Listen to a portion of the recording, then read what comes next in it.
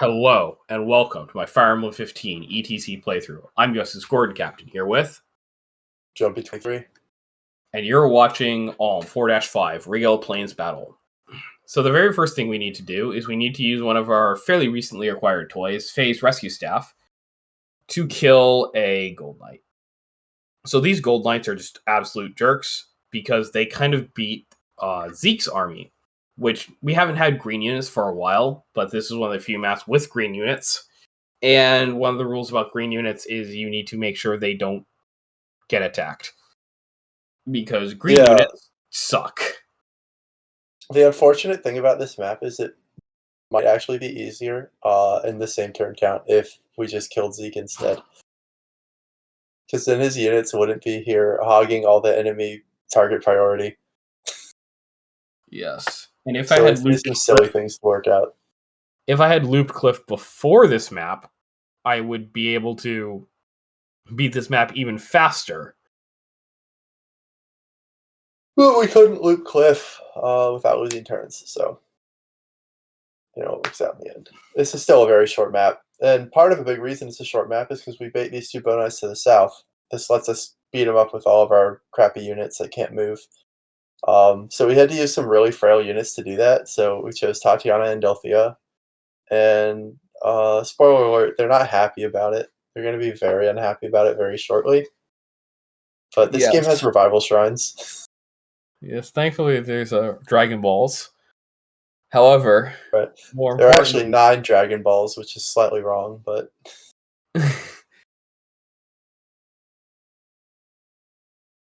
we get to kill these enemies one at a time.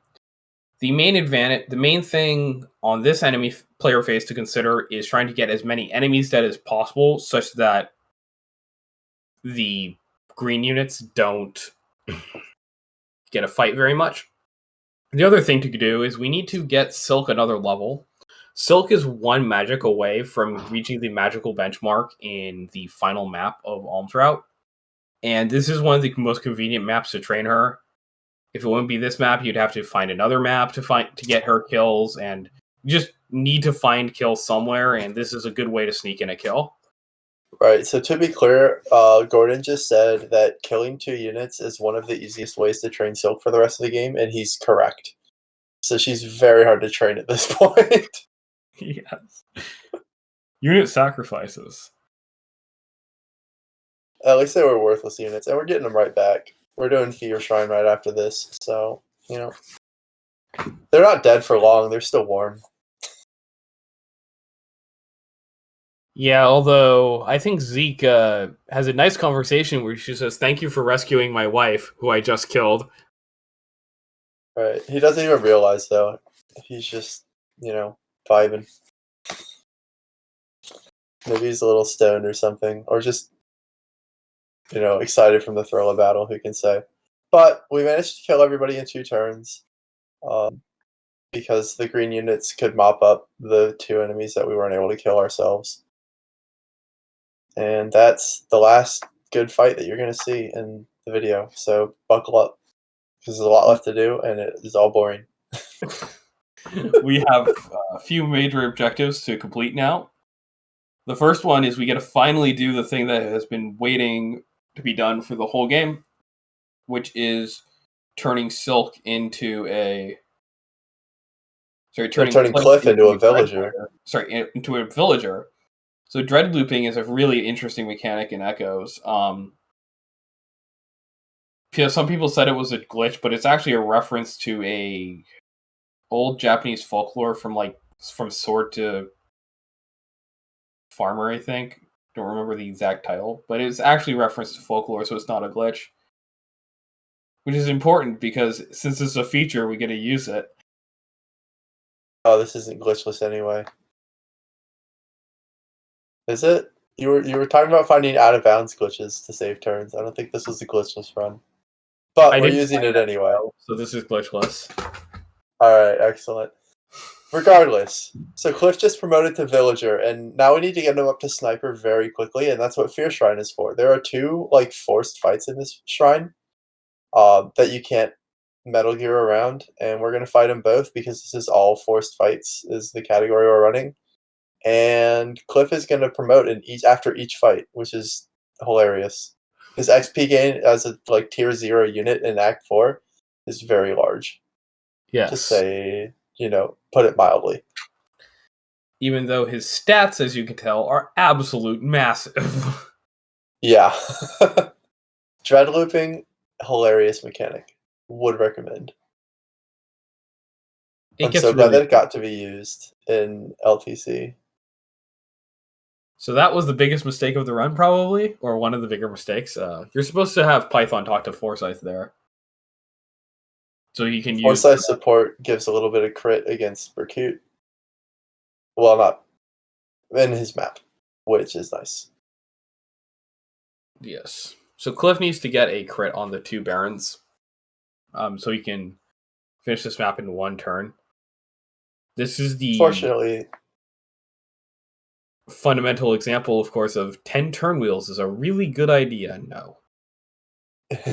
Yeah, 10 turn wheels to crit 2 dudes on a tiny map is a little bit excessive, but fortunately Cliff's also holding a rapier, which gives a little bit of crit, so it's not it's quite reliable. Especially since Cliff has 20 skill and 16 luck, which are just Cliff things. Yes. Those are going to make him such a strong archer, too, because archers' hit rates are, historically bad. That's, one of the big things that nerfs archers. But when you have Dreadfighter skill and Cliff luck, it really does not matter. Yes. It's very funny to see Cliff double Dreadfighters while holding a killer bow with, 90-plus hit and 40 crit. Yeah. That's not how it's meant to happen. Alright, so we leave Fear Mountain and go back to Sylvain Shrine to promote Cliff rather than just doing it in Fear Mountain. Because A, we get a turn wheel back by doing it. You have to sacrifice. You only get turn wheels. This is a weird mechanic that never comes up. But when you're in a dungeon, you only get turn wheels at when you enter the dungeon. They have to last you the whole time. So otherwise you have to give some ram wine to Milla, but we're going to save our money, our 10 gold pieces or silver pieces, and just run all the way back to Sylvain Shrine instead. And the other reason is it makes it easier to save. Yes. So if you screw up the recording, you can just cut. You might remember that we did the wine thing in Duma Temple, where we had to stealth all the way back after every forced encounter. And this time we just evacuated because stealthing is really hard. So the one thing I'm looking for in these boxes and barrels, it's actually only dropped in barrels as it turns out, is that I'm looking for a yogurt. There's a yogurt mason who wants a yogurt in a Duma Moss and a orange, which lets you make an ambrosia that increases Alm's defense by 2. Why is he going to Alm, Gordon? Because he has a trial that he has to solo. Yeah, he's going to get a few more resources than just the ambrosia as well for that stupid trial. Like this shadow sword, which at some point we're going to be turning into a brave sword. Yep. That's another thing that Gaiden SOV changed from Gaiden is in Gaiden, Alm's trials are hilariously easy at hero bases and you don't need to worry about them at all. And then in SOV, you actually have to prepare for them. It's less that so you now need we do. Yeah. You don't need to prepare for them as much as you need to prepare for them to prevent yourself from spending more than 1 turn on some maps. That's fair. Now we do a lot more walking. We're picking up some items. There's a blessed bow in here. It's a blessed shield. I forget. There's some crap. And we're dodging a lot of enemies and forgetting to break barrels because enemies are chasing us. Yeah, that would have been nice. Yogurt has a pretty decent drop rate, thankfully, but it was still annoying to forget to break those barrels. Yeah, we actually do get a bit unlucky in the recording. Yogurt's drop rate's 20%, and it takes 1 million barrels to find. I also forget to break barrels, which is a bigger reason. So here we're in the everyone's favorite part. You remember in Duma Tower, I did this similar strategy where I would try to de-aggro an enemy by walking into a wall bunch. Well, that didn't work so well, so I have to just evacuate a bunch. I remember playing through Fear Mountain casually and not knowing that you could evacuate, walking into those rooms and being like, all right, now I have to deal with this gargoyle crap. That's annoying. So, it could be worse. They could have not had the evacuate command in the menu. Yes. It would have been actually probably easier if I could just fight that stupid gargoyle, because he's just annoying. So we picked up the Oh, speed ring, which the speed ring is nice because it's going to give us extra move, mostly. The extra speed feature is not very useful. yeah, It Cliff would doesn't need be, extra speed. yeah, it would be useful if I were using units like Mage Gray. With Sagittae, Mage Gray can actually one round a lot of Barons by just using the speed ring. But without Sagittae, Mage Gray ain't doing squat. Right. Or if we were using Python more, it might help him out, help him double like Gold Knights and stuff with the killer bow. But Python has been obsoleted. Friendship ended with Python. Archer Cliff is my new best friend. Don't worry, Python. You'll still be useful in a couple of maps. Yeah, absolutely. Don't get me wrong. Python is still going to see a lot of use, but we don't need to rig our faces off for him anymore because Gray can do all the or not Gray. Cliff can do all the hard stuff. Yeah. Okay, so now we get to the jump scare map, the Blessed Shield. That guy is the most annoying jump scare. That was terrifyingly close to actually just getting you, which would have been a reset on this very long section. This is why you don't LTC SOV, folks.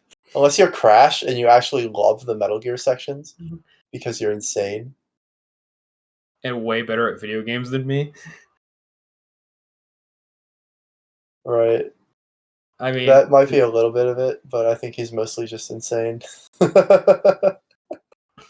so So now we I finally realize I have to remembered to break that break stupid barrel barrels. to get the yogurt, but I didn't get the yogurt from that barrel, so more barrel breaking time. And so the map that we're going to go to next is the Hexlock Shield fight. This is the second fight in the whole Fear Mountain section. Funnily enough, Right. the Hexlock Shield fight is the other reason why we can get Loop Cliff to work is because you have to fight two enemies, and since you have to fight them, you might as well use these maps to get Cliff to Sniper. Sniper's super important because it has bow range +2. So if we couldn't get Cliff to Sniper easily, Loop Cliff wouldn't really be a thing. So if you're like skipping the Hexlock Shield, if you're doing some category that doesn't force you to waste time on this fight, you might not be able to use Loop Cliff. But it's one turn in this fight, and it gets us Sniper Cliff because his XP gain is still hilarious. Okay. You can see he's going to fight like 7 enemies and get 6 levels or something like that. So as you can tell, Tobin just gained a level. That is the only enemy Tobin will be able to kill for a while. Tobin's not going to get a kill in the next map because he's sort of falling off. Luthier normally is supposed to kill that Baron, but my Luthier did get a point of strength, and my Tobin did get to 13 strength, so Tobin gets the kill. Never count Tobin out, right? It's always fun to see Rescue being used as Kaga intended. Just want to point that out. It's always, a little bit of a pop-off. Here I screw up my counting. You need to get the 2 witches and the Arcanist to be within range of you, so that you can fight them all at the same time. And apparently I can't count for beans. Fire Emblem's all about counting tiles and doing math, right? That's Don Don's famous quote. Yeah. So sometimes we're all bad at Fire Emblem. Yeah, missing that tile count. Okay, so that's the square. I hit the magic square. And then I screw a second mistake, which is going to take a long time to fix, which is I forget to move on. Yeah, put the video on fast forward for this bit. Because we get to watch Cliff kill every enemy but one and then turn wheel because we forgot to move on. And you can't even skip this enemy phase because his dumbass keeps leveling up. This guy just like doesn't die.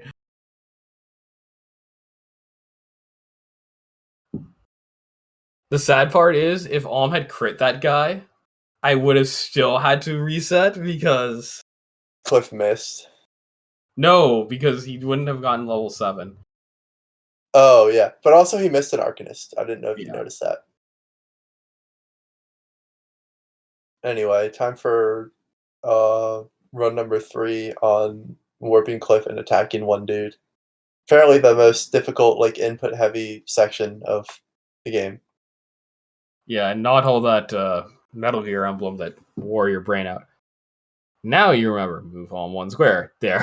Now nothing can touch you. Now enjoy watching the numbers go up again. Cliff's stats are just utterly hilarious at this point. Not only does he double Dread Fighters while holding like a killer bow that weighs 4 and have a million crit on them, but also he's almost invincible. He has 45 HP and 28 speed, so nothing can touch him, and if it does like a fourth of his hit points. You say he's almost invincible, but he literally almost died there. That is actually true. But he fought like 14 dudes on no terrain. Put him on a floor tile or something. Phew, boy. He's on one of the 0 avoid floor tiles, which is only available on this map and the final map. Yeah, that is weird that there's just like random 2 spots in the game where floor tiles don't give a void. Anyway. It makes sense in final map, I guess, because it's a cave. Well, this is a cave too. Okay, never mind me.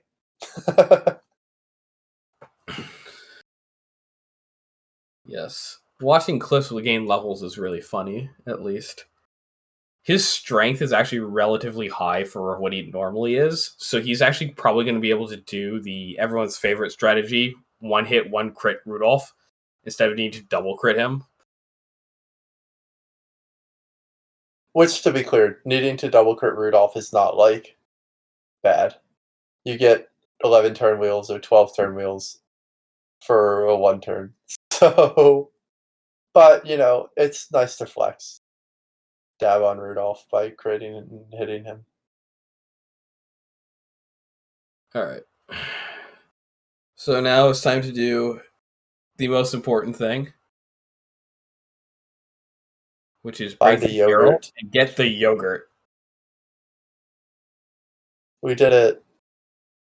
And now Cliff becomes a sniper. And that was Hexlock shield fights and stuff cleared in 2, 1, and 1 turns. I'll see you guys next time. See ya.